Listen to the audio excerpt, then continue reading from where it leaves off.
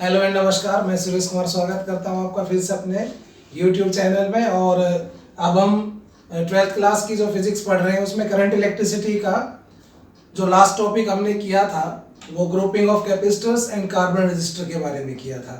आइए एक नए टॉपिक के साथ internal resistance, EMF and terminal voltage. Internal resistance किसका? सेल का। ओके, तो इंटरनल रेजिस्टेंस क्या होता है सबसे पहले हम इसके बारे में बताएंगे। इंटरनल रेजिस्टेंस, इंटरनल रेजिस्टेंस क्या होता है? देखिए, कोई भी cell, internal resistance of a cell, किसी भी सेल के अंदर दो चीजें होती हैं। एक तो इलेक्ट्रोड्स जो कि कंडक्टर ही होते हैं, ठीक है, और एक होता है इलेक्ट्रोलाइट जो कि कंडक्टिंग होता है। इलेक्ट्रोलाइट भी कंडक्टिंग होता है, इलेक्ट्रोलाइट, और ये हैं इलेक्ट्रोड्स जो कि कंडक्टर होते हैं। ओके, तो ये इलेक्ट्रोलाइट कंडक्टर होता है, इलेक्ट्रोड भी कंडक्टर होता है। कंडक्टर का अपना थोड़ा बहुत रेजिस्टेंस होता है, कंडक्टर का अपना थोड़ा बहुत रेजिस्टेंस होता है ना। तो ये जो इलेक्ट्रोड्स और इलेक्ट्रोलाइट, इनका अपना जो थोड़ा बहुत रेजिस्टेंस होगा वो सेल का अपना खुद का इंटरनल रेजिस्टेंस कहलाएगा। किसी भी सेल के इलेक्ट्रोड्स और इलेक्ट्रोलाइट का जो रेजिस्टेंस होगा, उसके कारण जो रेजिस्टेंस होगा वो सेल का इंटरनल रेजिस्टेंस कहलाएगा। इंटरनल रेजिस्टेंस क्या है? The resistance offered by electrodes and electrolyte of a cell is called internal resistance, resistance offered by electrodes and electrolyte। Okay, तो ये अपना सेल का, ये जैसे सेल है, सेल को हम ऐसे रिप्रेजेंट करते हैं इस तरह से, ये पॉजिटिव टर्मिनल, ये नेगेटिव टर्मिनल, और इसका जो इंटरनल रेजिस्टेंस होता है कई बार उसको यू नीचे स्मॉल r से लिख के ऐसे शो कर देते हैं, या कई बार सेल के साथ सीरीज में भी कनेक्ट कर देते हैं, इस तरह से भी शो कर देते हैं डायग्राम वगैरह में, क्वेश्चंस वगैरह में। तो ये किस पे डिपेंड करता है? It depends upon number 1 nature of electrodes and electrolyte. Electrodes और इलेक्ट्रोलाइट के नेचर पे, इलेक्ट्रोड किस मटेरियल के बने हुए हैं, इलेक्ट्रोलाइट किस से बना हुआ है, तो इसके ऊपर भी डिपेंड करता है। Number 2 separation between electrodes, electrodes के बीच की सेपरेशन ज्यादा होगी, रेजिस्टेंस उतना ही ज्यादा होगा। Number 3 area of cross section of electrodes, electrodes के क्रॉस सेक्शनल एरिया मतलब उसकी थिकनेस के ऊपर, जितना थिक होगा इलेक्ट्रोड ऑब्वियसली रेजिस्टेंस उतना ही कम होगा। And last temperature of cell, cell का जो इसका टेम्परेचर होगा इन पे डिपेंड करेगा। ये इंटरनल रेजिस्टेंस के बारे में था। एक चीज हमेशा ध्यान रखें, इंटरनल रेजिस्टेंस जो टोटल एक्सटर्नल रेजिस्टेंस होगा, नेट जो एक्सटर्नल रेजिस्टेंस होगा उसके साथ हमेशा सीरीज में कनेक्ट होता है। जैसे मान लो ये सेल है और ये रेजिस्टेंस है एक्सटर्नल, ये एक्सटर्नल रेजिस्टेंस है। मे बी एक रेजिस्टेंस हो सकता है या ग्रुप ऑफ रेजिस्टर्स हो सकते हैं बहुत सारे, तो उन सब का जो नेट रेजिस्टेंस आएगा, इंटरनल रेजिस्टेंस हमेशा उसके साथ सीरीज में होगा। मतलब नेट रेजिस्टेंस जो भी होगा एक्सटर्नल में, उसके साथ इंटरनल रेजिस्टेंस को ऐड कर देंगे, वो हमेशा सीरीज में रहता है, तो टोटल रेजिस्टेंस आ जाएगा पूरे सर्किट का। ओके, तो इंटरनल रेजिस्टेंस सेल का अपना खुद का रेजिस्टेंस होता है। अब बात करते हैं इंटरनल रेजिस्टेंस स्मॉल r से डिनोट करते हैं। चलिए अब बात करते हैं EMF. What EMF? EMF electro, EMF की full form electromotive force, electromotive force, but actual में ये फोर्स नहीं है, नाम जरूर इसका ईएमएफ है। क्या होता है ये?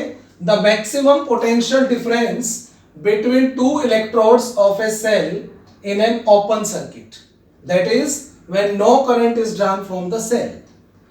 किसी भी सेल के दो इलेक्ट्रोड्स के बीच का, जैसे मान लीजिए ये कोई सेल है और ये किसी एक्सटर्नल रेजिस्टेंस से हमने कनेक्ट किया हुआ है, ठीक है, ये अपना इसका इंटरनल रेजिस्टेंस है, ये स्विच है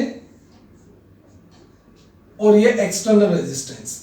अभी ये स्विच ओपन है, ठीक है, ओपन मतलब स्विच ऑफ है, कोई करंट इस सर्किट में फ्लो नहीं हो रहा और अभी जो इस सेल के दोनों इलेक्ट्रोड्स के बीच का पोटेंशियल डिफरेंस है वो क्या कहलाता है, ईएमएफ। अभी जो सेल के दोनों इलेक्ट्रोड्स हैं ये, इन दोनों के बीच का जो इस इलेक्ट्रोड और इस इलेक्ट्रोड के बीच का जो पोटेंशियल डिफरेंस है ना, अब जब हम इससे कोई करंट नहीं ले रहे हैं तो ये जो पोटेंशियल डिफरेंस अब इन दोनों इलेक्ट्रोड्स के बीच का है वो कहलाता है ईएमएफ।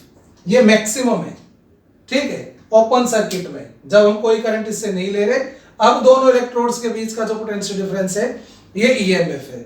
हम ये भी कह सकते हैं कि जो इसका ईएमएफ है मतलब इसके दोनों इलेक्ट्रोड का पोटेंशियल डिफरेंस जब हम उससे कोई करंट नहीं ले रहे वो दो पार्ट में खर्च होता है। जैसे हम सर्किट को क्लोज कर देंगे, स्विच ऑन कर देंगे, सर्किट में करंट फ्लो करेगा, तो आप देखेंगे करंट फ्लो करेगा तो ये जो ईएमएफ है इस सेल का जो मैक्सिमम पोटेंशियल डिफरेंस है ये कहां कहां पर खर्च होगा, कहां कहां पे ड्रॉप होगा, इसका एक पार्ट, काफी बड़ा पार्ट यहां खर्च होगा इस रेजिस्टेंस में और कुछ पार्ट इसका अपने खुद के इंटरनल रेजिस्टेंस में भी खर्च होगा। आपने ओम्स लॉ पढ़ा है, उसको आप ध्यान से पढ़े। ओम्स लॉ ने क्या कहा था कि कोई भी रेजिस्टर है जैसे, ठीक है, और इसमें आई करंट फ्लो करना है, यदि किसी रेजिस्टर आर में आई करंट फ्लो करना है तो इसके अक्रॉस हमें कितना पोटेंशियल ड्रॉप खर्च करना पड़ेगा, V is equal to I R, इतना पोटेंशियल डिफरेंस देना पड़ेगा। इतना पोटेंशियल डिफरेंस मतलब क्या होता है, work done per unit charge. इसका मतलब इतना work done per unit charge हमें करना पड़ेगा इस रेजिस्टेंस को क्रॉस कराने में। आप समझ रहे हैं, रेजिस्टेंस का मतलब क्या होता है, अपोज करना किसी चीज को, और अपोज कोई करेगा तो उसके अगेंस्ट में तो वर्क करना पड़ता है। तो ओम्स लॉ क्या कहता है, आप हर चीज को समझिए, कॉन्सेप्ट क्लियर होगा तो आप कुछ भी कर सकते हैं, कोई भी न्यूमेरिकल कर सकते हैं, ट्रिक से काम नहीं चलता है। तो यहां पर आप उसको समझिए कि V is equal to I are.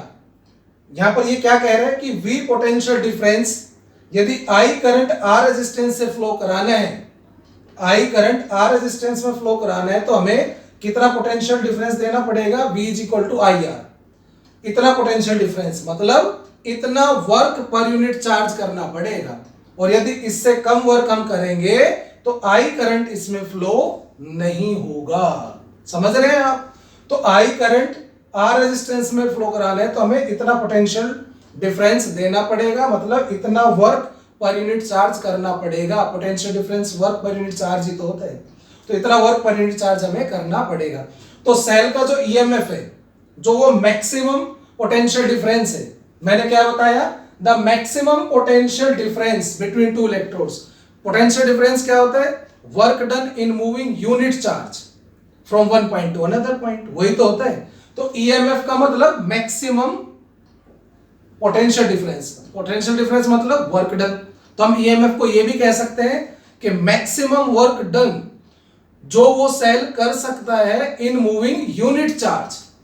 Unit charge को मूव कराने के लिए मैक्सिमम जो वो वर्क कर सकता है वो उसका ईएमएफ होता है। तो ईएमएफ को मैं एक तरह से और भी डिफाइन कर सकता हूं, क्या, the maximum amount of work done in moving unit charge once around the circuit।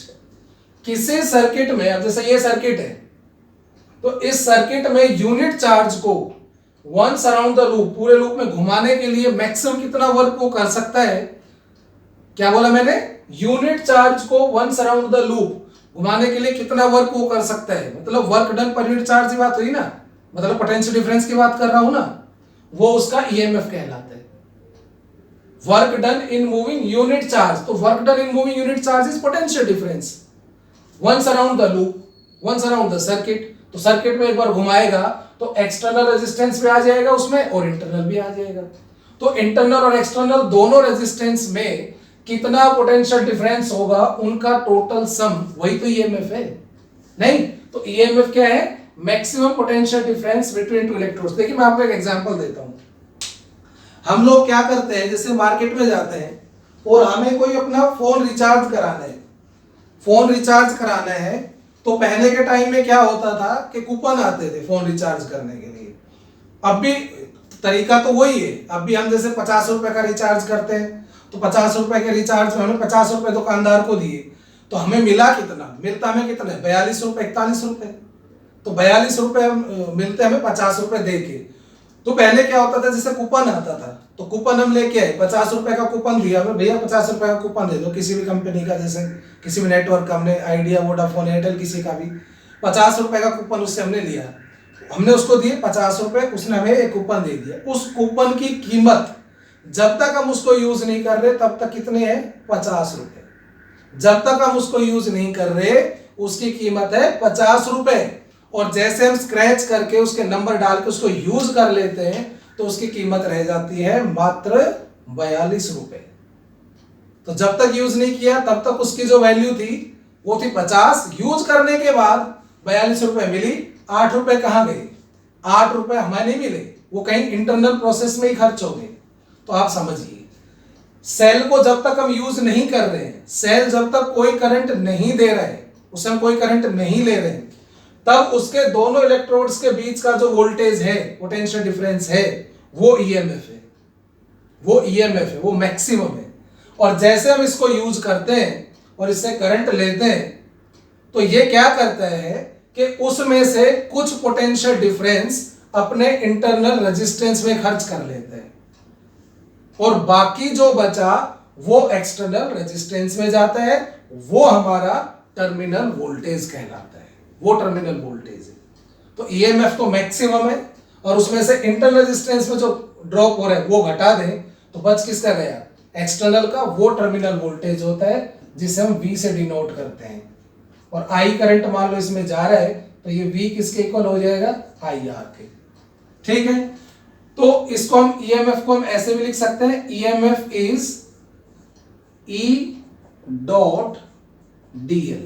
आपको पता है E डॉट DL क्या होता है, स्मॉल पोटेंशियल डिफरेंस, और इसका इंटीग्रेशन कर दे वंस अराउंड द लूप तो वो total potential difference once around the loop आ जाएगा, वो ईएमएफ होता है। ठीक है, तो ये ईएमएफ था। और इसकी यूनिट क्या होती है, वही वोल्ट, ऐसा यूनिट इज वोल्ट।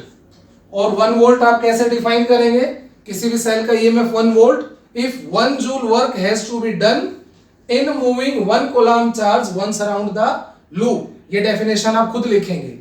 किसी भी सेल की यूनिट 1 वोल्ट, ईएमएफ की यूनिट 1 वोल्ट कैसे डिफाइन करेंगे कि EMF of the cell is said to be 1 volt if 1 coulomb, if 1 joule of work has to be done in moving 1 coulomb charge once around the circuit। Circuit में एक बार 1 coulomb charge को घुमाने के लिए यदि 1 joule work करना पड़ता है तो उसका ईएमएफ 1 वोल्ट होगा।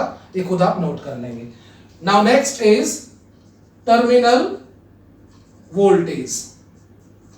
टर्मिनल वोल्टेज, तो टर्मिनल वोल्टेज क्या है, the potential, so terminal voltage the potential difference between two electrodes of a cell in closed circuit। अब सर्किट को क्लोज कर दिया, अब जो पोटेंशियल डिफरेंस इसके बीच होगा वो टर्मिनल वोल्टेज है। ठीक है, क्योंकि अब सर्किट को क्लोज कर देंगे तो ज्यादा कोई बड़ी बात नहीं है, इसके ईएमएफ में से कुछ पार्ट इसके इंटरनल रेजिस्टेंस में खर्च हो जाएगा, बाकी जो बचा वो एक्सटर्नल में जाएगा, वो टर्मिनल वोल्टेज है। ईएमएफ जैसे मैंने कहा 50 रुपए का कूपन है, यूज करने के बाद 8 रुपए चले गए, मिले 42 रुपए, तो जो मिले हमें वो टर्मिनल है। तो जो इसका ईएमएफ हो तो मैक्सिमम है जो ये कर सकता है। ठीक है, उसमें से इसमें जो खर्च हो जाएगा, बाकी जो बचेगा वो एक्सटर्नल रेजिस्टेंस में मिलेगा, वो टर्मिनल वोल्टेज है। The potential difference between two electrodes of a cell in closed circuit is called terminal voltage. और टर्मिनल वोल्टेज मतलब जो एक्सटर्नल रेजिस्टेंस से मिलेगा। तो आई करंट मान लो सर्किट में फ्लो हो रहा है, तो इस रेजिस्टेंस में कितना ड्रॉप होगा, आई आर, तो वो हमारा क्या होगा, टर्मिनल वोल्टेज। आर क्या है, net external resistance, I current, तो ये है। हम ऐसे भी कह सकते हैं कि जो टर्मिनल वोल्टेज है वो ईएमएफ में से हमने आई इंटू स्मॉल आर घटा दिया। आई इंटू स्मॉल आर क्या है, ये है जो इंटरनल रेजिस्टेंस में ड्रॉप हो रहे हैं। क्योंकि करंट तो इसमें भी आ रहा है ना, पूरे सर्किट में आ रहा है करंट, तो इसमें कितना ड्रॉप हो रहा है, आई इंटू स्मॉल आर। तो ये आई इंटू आर जो है इसमें ड्रॉप हो गया, तो ईएमएफ में से ये घटा देंगे तो वो टर्मिनल वोल्टेज बच गया ये। ठीक है, तो अभी मैं इंटरनल रेजिस्टेंस का एक्सप्रेशन कराता हूं। ठीक है, इंटरनल रेजिस्टेंस का एक्सप्रेशन अब देखिए, V is equal to E minus I R. V terminal voltage है और वो ईएमएफ में से इंटरनल रेजिस्टेंस में ड्रॉप हो रहा है, उसको खर्च हो रहा है, उसको हटा दो, बाकी क्या बचा, टर्मिनल। तो यहाँ से I इंटू आर किसके इक्वल हो जाएगा, ई माइनस वी। इसको इधर लिया है, इसको उधर लेगा, E minus V. So R is equal to E minus V upon I. अब हमें यही पता है कि V is equal to I R होता है ये एक्सटर्नल में, तो V is equal to I R, तो I is equal to V upon R. तो R is equal to E minus V upon I की जगह हमने ये V अपॉन आर रख दिया, ये R ऊपर चला जाएगा, E minus V upon V minus V upon V 1। So R is equal to E by V minus 1 into R. ये इंटरनल रेजिस्टेंस का एक्सप्रेशन आ गया। तो आप इसको रिवाइज करें, क्वेश्चंस करें इसके बेस्ड, ओके, और वीडियो लाइक करें, सब्सक्राइब करें और शेयर करें। Thank you.